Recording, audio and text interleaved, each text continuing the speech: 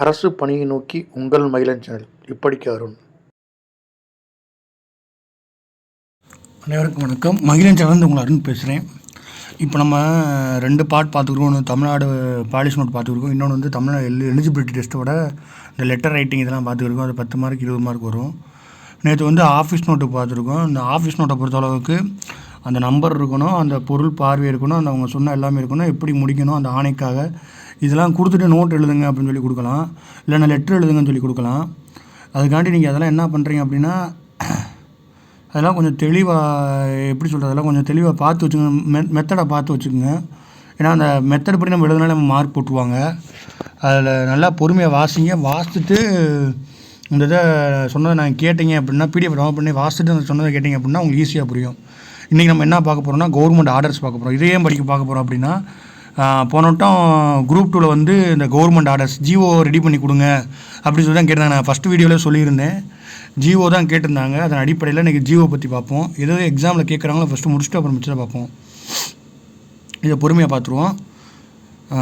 தலைமைச் செயலகத்தில் பிறப்பிக்கப்படும் அரசாணைகள் அரசாணை வடிவில் இருக்கும். தலைமைச் செயலகத்தில்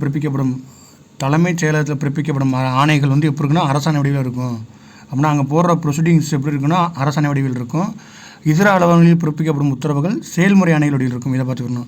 தலைமைச் செயலகத்தில் எப்படி இருக்குன்னா அரசாணை வடிவில் இருக்கும். அதுவே இதர அலுவலகங்களில் போடுறது வந்து செயல்முறை ஆணைகள் வடிவில் இருக்கும்.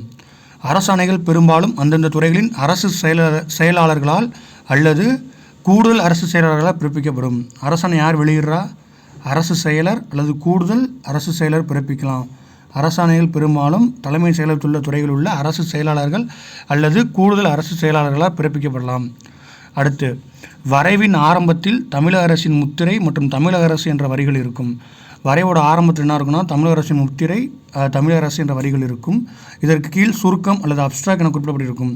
இதற்கு கீழ் என்ன இருக்கும்? சுருக்கம், அப்படி இல்லாட்ட என்ன இருக்கும்? அப்ஸ்ட்ராக் அப்படின்னு சொல்லி இருக்குன்னு போட்டிருக்காங்க.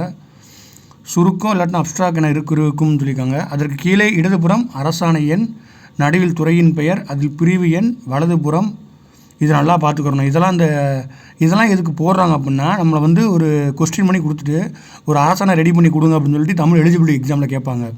அப்போ இந்த ஃபார்மெட்டில் இருந்தால் உங்களுக்கு மார்க் போட்டுருவாங்க. ஃபஸ்ட்டு தமிழ்நாடு சிம்பிள் இருக்கணும். நீங்கள் சும்மா ரவுண்டாக போட்டு தமிழ்நாடு அரசுன்னு சொல்லி சிம்பிளை போட்டுட்டு அடுத்து என்ன பண்ணால் சுருக்கம் சொல்லி எழுதணும்.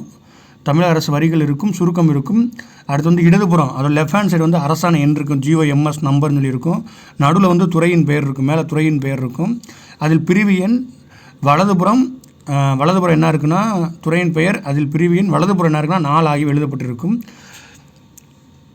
அரசாணை எண் கீழே குறிப்பிட்டுள்ளவாறு குறிக்கப்படுகிறது. GOMS நம்பர், அரசாணை நிலை எண் 1415, GORT நம்பர், வாலாலயம் எண் 326. இந்த இதில் முக்கிய எம்எஸ்னா மேனுஸ்கிரிப்ட் சீரீஸு, ஆர்டி அப்படின்னா ரொட்டீன், பிடி அப்படின்னா பெர்மனண்ட்டு, ஐடி அப்படின்னா 1 டெசன்சியல் 10 இயர்ஸ், 1 டெசன்சியல் 10 இயர்ஸ் அப்படின்னு இருக்கும். அந்த எம்எஸ்னா மேனுஸ்கிரிப்ட் ஸ்கிரிப்ட்டு, ஆர்டினா ரொட்டீனு, பிடினா பெர்மனண்ட்டு, ஐடி அப்படின்னா 1 டெனன்சியல் 10 இயர்ஸ் அப்படின்ற பார்த்து வச்சுக்கோங்க. அடுத்து, அரசாணை பார்வையில் ரெஃபரன்ஸ் என்ற சொல் எழுதப்படுவதில்லை. அரசாணையில் பார்வை ரெஃபரன்ஸ் என்ற சொல் எழுதப்படுவதில்லை. மாறாக படிக்கப்பட்டவை ரீடு என்ற சொற்கள் மட்டும் எழுதப்படுகிறது. அப்படின்னா ரெஃபரன்ஸ்ன்றதே காமிக்க மாட்டாங்க. என்ன காமிப்பாங்கன்னா படிக்கப்பட்டவை அல்லது ரீடு அப்படின்ற சொல் தான் இருக்கும். இதெல்லாம் நீங்கள் நோட் பண்ணணும். அங்கே பார்வைன்னு சொல்லி யூஸ் பண்ணக்கூடாது. அதுக்காண்டி சொல்கிறேன். உங்களுக்கு இப்போ அதை சொல்லிவிட்டு ஒரு எக்ஸாம்பிள் காமிச்சோம்னா உங்களுக்கு புரிஞ்சிடும். அடுத்து வந்து அரசாணையின் உட்பகுதியில் ஆணை என குறிப்பிடப்பட்டு விவரம் 3ஆம் நபர் மொழி நடையில் எழுதப்படுகிறது. நம்ம ஏற்கனவே ஆஃபீஸ் நோட்டில் பார்த்தா 3ஆம், அவங்க சொல்கிறாங்க, இவங்க சொல்கிறாங்க, ஒரு 3ஆம் நபர் சொன்னாங்க, இப்படி சொன்னாங்கன்னா அந்தபடி தான் அது. அதன் 3ஆம் நபர் எப்படி பேசுவாங்களோ அதே மாதிரி தான் லெட்ரு அரசாணையில் இருக்கும். அரசாணையின் உட்பகுதியில் ஆணை என குறிப்பிடப்பட்டு விவரம் 3ஆம் நபர் மொழியில் எழுதப்படுவது போன்று சொல்லுவாங்க. இப்போ ஒருத்தவங்க ரிப்போர்ட் கொடுத்துருக்காங்க அப்படின்னா, இப்போ நான் வந்து ரெவன்யூ டிபார்ட்மெண்ட்டில் 2019 வேலை பார்த்தேன். இப்போ வந்து எனக்கு வந்து கொரோனானால எனக்கு வந்து கொரோனா வந்தனால எங்களுக்கு வந்து எங்கள் பேட்சில் இருந்து ஒரு நிறையா பேத்துக்கு வந்து என்ன ஆச்சு அப்படின்னா, அந்த ப்ரொபேஷன் டிக்ளேர் ஆகலை. அப்போ எங்களுக்கு ப்ரொபேஷன் 2 இயருக்குள்ள கம்ப்ளீட் ப்ரொபேஷன் வந்து பவனி சார் முடிக்காதனால அந்த ப்ரொபேஷன் அந்த டேட்டுக்குள்ளே முடிக்க முடியல. அதனால் என்ன பண்ணோன்னா அது கவர்மெண்ட் வந்து ஸ்பெஷல் ப்ரோக்ராம் பண்ணி போட்டு மதுரையில் நடத்தினாங்க பவானி சாகர் ட்ரைனிங்கு. அதன் அடிப்படையில் நாங்கள் வந்து பவானி சாகர் வந்து அங்கே அட்டன் பண்ணிட்டோம். ஆனால் எங்கள் ப்ரொபேஷன் பீரியட் முடிஞ்சிச்சு. அப்படின்னா இது நிர்வாக காரணத்தினால அரசிட்ட போய் ஆணையை பெற முடியும். அப்போ என்ன சொல்லுவாங்க, நான் கொடுத்த லெட்ரு, கலெக்டர் கொடுத்தது, சிஆர்ஐயில் கொடுத்தது எல்லாத்தையுமே ரெஃபர் பண்ணுவாங்க. அவங்களாம் இப்படி சொல்லியிருக்காங்க, இப்படி சொல்லியிருக்காங்க, இப்படி சொல்லியிருக்காங்க, இப்படி சொல்லியிருக்காங்க, அதனால் இது வந்து வழங்கலாம் அப்படின்னு சொல்லிட்டு அவங்க சொன்ன மொழியை சொல்கிறதா 3ஆம் நபர் அப்படின்றது தான் இது.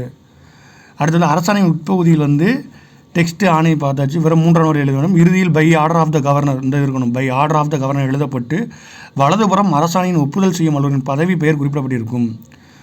இடதுபுறம் அரசாணை யாருக்கு அளிக்கப்படுகிறதோ அவர்கள் பேரில் குறிப்பிட்டிருக்கும். வலதுபுறம் யார் இருக்கணும், ஒப்புதல் செய்கிற பேர். இடதுபுறம் யார் இருக்கணும், அரசாணை யாருக்கு அளிக்கப்படும் அவர் பேர் இருக்கும். உடனே பார்த்துருவோம். உங்களுக்கு ஒரு இது காமிக்கிறேன், எடுத்துக்காட்டு காமிக்கிறேன், அப்போ உங்களுக்கு புரியும். அரசாணை கவர்மெண்ட் ஆர்டர், தலைமைச் செயலகத்தில் பிறப்பிக்கப்படும் அரசாணைகள் அரசாணை வடிவில் இருக்கும். மிச்சலத்திலலாம் செயல்முறை ஆணைகள் வடிவில் இருக்கும். அரசாணைகள் பெரும்பாலும் அந்தந்த துறைகளின் அரசு செயலாளர்களால் அல்லது கூடுதல் அரசு செயலாளர் பிறப்பிக்கப்படும். வரைவின் ஆரம்பத்தில் தமிழக அரசின் அரசு முத்திரை இருக்கும். அடுத்து வந்து என்ன இருக்குன்னா வரிகள் இருக்கும். இதற்கு கீழே சுருக்கம் அப்ஸ்ட்ராக்ட் என குறிப்பிடப்பட்ட அரசாணையின் பொருள் இருக்கும். இதற்கு கீழ் இடதுபுறம் வந்து அரசாணை எண், நடுவில் துறையின் பெயர், அதில் வலதுபுறம் வந்து நாள் எழுதப்பட்டிருக்கும். அரசாணையின் கீழே குறிப்பிட்ட வரி இருக்கும். G1 MS நம்பர், அந்த எம்எஸ்னா மேனுஸ்கிரிப்ட் சீரீஸ், ஆர்டினா ரொட்டீன், பிடினா பெர்மனண்ட், ஐடி அப்படின்னா 1 decimal 10 years அப்படின்ட்டு இருக்கும். அடுத்து ரெஃபர்ன்ற வார்த்தை இருக்காது, அதுக்கு பதிலாக படிக்கப்பட்டவன்ற வார்த்தை இருக்கும். உட்பகுதியில் வந்து ஆணை என குறிப்பிடப்பட்டு விவரம் 3 நபர் மொழியில் நடையில் எழுதப்பட்டிருக்கும். அடுத்து வந்து by order of the governor எழுதப்பட்டு வலதுபுறம் அரசாணை ஒப்புதல் செய்யும் அலுவலரின் பதவி பெயர் குறிப்பிடப்பட்டிருக்கும். இடதுபுறம் வந்து யாருக்கு அனுப்புகிறோமோ அப்படின்றது இருக்கும். இது போன குரூப் 2வில் மெயின்ஸில் கேட்டது எலிஜிபிலிட்டியில் வந்து கவர்மெண்ட் ஆர்டர் ரெடி பண்ண சொன்னாங்க. அதுக்காண்டி பார்த்தேன், அதுக்காண்டி சொல்கிறேன். இப்போ வந்து இருங்க, ஒரு ஃபார்மெட் உங்களுக்கு காமிக்கிறேன், அதை வச்சு புரிஞ்சுக்குங்க. இப்போ உங்களுக்கு ஃபார்மெட் பார்த்தீங்கன்னா கொஞ்சம் புரிஞ்சிடும். இது சும்மா ஒரு ஃபார்மெட்டு, இதை பார்த்துக்குங்க. ஃபஸ்ட்டு வந்து அங்கே சொன்னோம்ல, ஃபஸ்ட்டு வந்து இதுதான் ஜிஓட ஃபார்மெட்டு. இந்த ஜிஓ இது தான் இப்போ இருக்கும். இது கேட்டாங்கன்னா நீங்கள் இந்த மணிலாம் எழுதணும், அதை பார்த்துக்குங்க. இப்போ உங்களுக்கு ஒன்று ஒன்றா தெளிவாக சொல்கிறேன். இப்போ அதை பார்த்தீங்கன்னா உங்களுக்கு ஈஸியாக புரிஞ்சிடும். ஓகேவா? இப்போ வந்து என்ன பண்ணுறாங்க அப்படின்னா, இந்த சுருக்கத்தில் வந்து இந்த மணி நமக்கு வந்து கொஸ்டினில் கொடுத்துருவாங்க. இந்த மணி ஆணைகள் வெளியிட்டு வந்து இதில் என்ன கொடுத்துருக்காங்கன்னா, இந்த நகர்ப்புற உள்ளாட்சி அமைப்புகளோட வரைபரப்பில் மனையில் வந்து 3500 அடி சதுரடி வரையிலான தரைத்தளம் மற்றும் தரைத்தளத்தின் கூடிய முதல் தளம் குடியிருப்பு கட்டிடங்கள் அடிப்படை இணைய வழியை கட்டிட அனுமதி வழங்க செலுத்த வேண்டிய ஒருங்கிணைந்த கட்டணங்களை நிர்ணயம் செய்யறதுக்கு ஆணைகள் வெளியிடணும் அப்படின்னு சொல்லிட்டு ஜிஓவில் ரெடி பண்ணுங்க அப்படின்னு சொல்லி கொடுத்துருவாங்க. அப்போ நம்ம அந்த மாதிரி ரெடி பண்ணணும். ஃபஸ்ட்டு வந்து நம்ம என்ன பண்ணணும் அப்படின்னா, இந்த தமிழ்நாடு அரசோட சிம்பிள் வாய்மையை வெல்லும் அப்படின்னு சொல்லி எழுதணும். இதுதான் சென்டரில் இருக்கணும், பார்த்துங்க. இது ஃபஸ்ட்டு இருக்கணும். ரெண்டாவது என்னென்னா சுருக்கம் சொல்லி எழுதணும், பார்த்துருப்போம். சுருக்கம் சொல்லி இருக்கணும். இதை பார்த்துட்டு அந்த வீடியோ பார்த்தீங்கன்னா உங்களுக்கு புரியும். அப்போ பொருள் வந்து ஷார்ட்டாக எதுக்காண்டி வெளியிடுறாங்க அப்படின்ற ஆணைகள் வெளியிடப்படுகின்றன. என்ன பண்ணுறோமோ நம்ம ஆணைகள் வெளியிடணும். சரிங்களா? அது சுருக்கம் முடிஞ்சா ஃபஸ்ட்டு என்னது சிம்பிள், ரெண்டாவது சுருக்கம், மூணாவது பொருள். இப்போ ஒரு கோடு மணி போட்டு அதோட வலதுபுறத்தில் என்னது அரசாணை நிலை எண் நம்பர் போட்டுறோம். நிலை அரசாணை நிலை எண் 94. மேலே நடுவில் என்ன இருக்கணும், என்ன டிபார்ட்மெண்ட்டோ அந்த டிபார்ட்மெண்ட் பேர் இருக்கணும். நகராட்சி நிர்வாகம் வளங்கள் மற்றும் துறை. இங்கே 4 தெரிஞ்சால் எழுதுங்க, இல்லாட்டின்னு திருவள்ளுவர் ஆண்டு இது. அடுத்து என்ன பண்ணக்கூடாது, படிக்கப்பட்டதுன்னு சொல்லி இங்கே இருக்காங்க பாருங்கள், இங்கே இருக்காங்க. படிக்கப்பட்டதுன்னு எழுதணும். நாட் பார்வைன்னு சொல்கிற வார்த்தை யூஸ் பண்ணக்கூடாது. ரெஃபரன்ஸ்ன்ற வார்த்தை யூஸ் பண்ணக்கூடாது. பார்வைன்ற வார்த்தை யூஸ் பண்ணக்கூடாது. என்ன எழுதணும் அப்படின்னா படிக்கப்பட்டது அப்படின்னு சொல்லி எழுதணும். அது வரையும் கொடுத்த லெட்ரு அவங்க அங்கேருந்து வந்திருக்கும். மாநகராட்சி கடிதம், நகராட்சி நிர்வாக இயக்குனர் கடிதம், அடுத்து பேராட்சி இயக்குனர் கடிதம் எல்லாமே வந்திருக்கும். அதுக்கப்புறம் என்ன பண்ணுறாங்கன்னா முடிச்சுட்டு ஆணைகள் அப்படின்னு சொல்லி போகிறாங்க. ஆணைகள் அந்த அவங்க சொன்னதுபடி எல்லாமே பார்த்தீங்கன்னா 2024 இந்த மணி அவர் சொன்னார். மறுநாள் நிதிநிலை அறிக்கையில் வந்து 10/157 சட்டமன்றத்தில் அறிவிக்கப்பட்டது அப்படின்னு சொல்லிட்டு அந்த இதில் இந்த மாதிரிலாம் அறிவிக்கப்பட்டது. இதன் அடிப்படையில் கருத்துக்கு பெறுதல்பட்டது, நிர்ணயம் செய்யலாம்னு தெரிவித்தாங்க. அதாவது இதுதான் ஃபார்மெட்டு. இப்படிலாம் முடிச்சுட்டு இதெல்லாம் எழுதிட்டு குடியிருப்பு வளவு இந்த மொத்த வளவுக்கு அப்படி இவங்களாம் இது பண்ணாங்க. இதன் அடிப்படையில் வந்து ஒற்றைச்சாலை இணைப்பு மூலம் நிர்வாக இயக்குனர் பேரரசின் அரசை கோரி அவங்க கேட்டிருக்காங்க. 3ஆம் நம்பர் சொல்கிற மாதிரி இருக்காங்க. அரசை வந்து கேட்டிருக்காங்க. அதனால் கவர்மெண்ட்டில் வந்து இந்த மணி அட்டவணையில் குறிப்பிட்டவர் கட்டண நிர்ணயம் செய்யலாம். இப்படிலாம் கேட்டிருக்காங்களாம். கட்டண நிர்ணயம் செய்யலாம். 199 விதிகளின் அடிப்படையில் நிர்ணயம் செய்ய தலைவு செய்யலாம். அடுத்து கட்டண விலை கழிக்கலாம். இந்த மணி நிர்ணயம் செய்யப்படுகிறது. கூடுதல் நகர்ப்புற சாலை சட்டம் கட்டணங்களை கீழ் நிர்ணயம் செய்து அரசு ஆணையிடுகிறது. இப்போ அவங்க சொன்னதெல்லாம் சொல்லுவாங்க. இந்த மணி அவங்களாம் கேட்டிருக்காங்க. இதன் அடிப்படையில் வந்து இந்த மணி அரசு ஆணையிடுது. இது இந்ததுக்கு இவ்வளவு, இந்ததுக்கு இவ்வளவு, இந்ததுக்கு இவ்வளவு அப்படின்னு சொல்லிட்டு எல்லாத்தையும் முடிச்சுட்டு மேல்நடவடிக்கை மேற்கொள்ளுமாறு அறிவுறுத்தப்படுகிறது, நீங்கள் அப்படி பண்ணிக்கலாம் அப்படின்னு சொல்லிட்டு ஒரு போட்டுருவாங்க. போட்டுட்டு என்ன பண்ணுறாங்க, சென்ட்ரல் என்ன இருக்குது, ஆளுநரின் ஆணைப்படி அப்படின்னு சொல்லி இருக்கும். இந்த லெஃப்ட்டில் என்ன இருக்கும் அப்படின்னா கார்த்திகேயன் அரசு முதன்மை செயலாளர் யார் போடுறாங்களோ அவங்களோட பேர் இருக்கும். அடுத்து என்ன இருக்கும் அப்படின்னா பெறுநர் யாருக்கு இருக்கோ அந்த பெறுநர் வந்து இந்த சைடு இருக்கும். அடுத்து என்ன இருக்கும் அப்படின்னா நகல் யாருக்கு போதும் அடுத்த ஆளுநர் ஆணைப்படி பிரிவு அலுவலர். அப்போனா என்ன அப்படின்னா நம்ம கண்டென்ட் வந்து நம்ம ரெடி பண்ணிடணும். அப்போனா ஒரு அரசாணை அப்படின்னு நினச்சி பார்த்தோம் அப்படின்னா ஃபஸ்ட்டு என்ன இருக்குன்னா கவர்மெண்ட் சிம்பிள் இருக்கணும், சுருக்கம். இதுதான் பார்ப்போம் அவங்க கண்டென்ட்லாம் அடுத்த விஷயம். இதெல்லாம் ஃபஸ்ட் கவர்மெண்ட் சிம்பிள், சுருக்கம், அந்த சுருக்கத்துக்கு கீழே பொருள், அந்த பொருளுக்கு கீழே வந்து டிபார்ட்மெண்ட்டோட பேர் வந்து சென்ட்ரல் எழுதணும். அதுக்கு இந்த சைடு வந்து அரசாணை என்ன எழுதணும், லெஃப்ட் சைடு வந்து ரைட் சைடு வந்து அந்த 4 குரோதி அந்த இது எழுதிட்டு படிக்கப்பட்டது அப்படின்னு சொல்லி எழுதணும். படிக்கப்பட்டது பொருள் பார்வை எதுவுமே மென்ஷன் பண்ணக்கூடாது. படிக்கப்பட்டது இது வரைக்கும் பார்த்தது அப்படின்னு சொல்லிட்டு என்னென்ன லெட்டர் ரெஃபரன்ஸ் இருக்கோ அந்த லெட்டர் ரெஃபரன்ஸ்லாம் எழுதிட்டு இங்கே இந்த இதை போட்டு ஆணைன்னு சொல்லி எழுதிட்டு அப்படியே கீழே அவங்க சொன்னது எல்லாத்தையும் எழுதிட்டு அடுத்து நம்ம என்ன பண்ண போகிறோம் அப்படின்ற எழுதிட்டு அடுத்து இந்த இது வந்துடணும். இந்த இதெல்லாம் முக்கியம் இருக்கணும். ஆளுநரின் ஆணைப்படி அப்படின்றது சென்டரில் இருக்கணும். இந்த 2 டேஷ் போட்டு ஆளுநர் ஆணைப்படி யார் சைன் போடுறா, முதன்மை செயலாளர் கூடுதல் செயலாளர் போடுவாங்க. கார்த்திகேயன் அவர் பேரை போட்டுட்டு யாருக்கு அனுப்புகிறோன்ற பெறுநர் வந்து இங்கிட்டு போட்டுட்டு வேறு யாருக்கு நகல் அனுப்பணும் அப்படின்னா அந்த நகல்ன்றதை போட்டுட்டு கீழே வந்து என்ன பண்ணணும் அப்படின்னா ஆணைப்படி அனுப்பப்படுகிறது அப்படின்னு சொல்லிட்டு போட்டு இது எஃப்சி காப்பின்னு சொல்லுவாங்க. அது ஓசி காப்பி, இது எஃப்சி காப்பி எடுத்து அனுப்பிட்டுருணும். இவ்வளோ தான். புரியுதா உங்களுக்கு?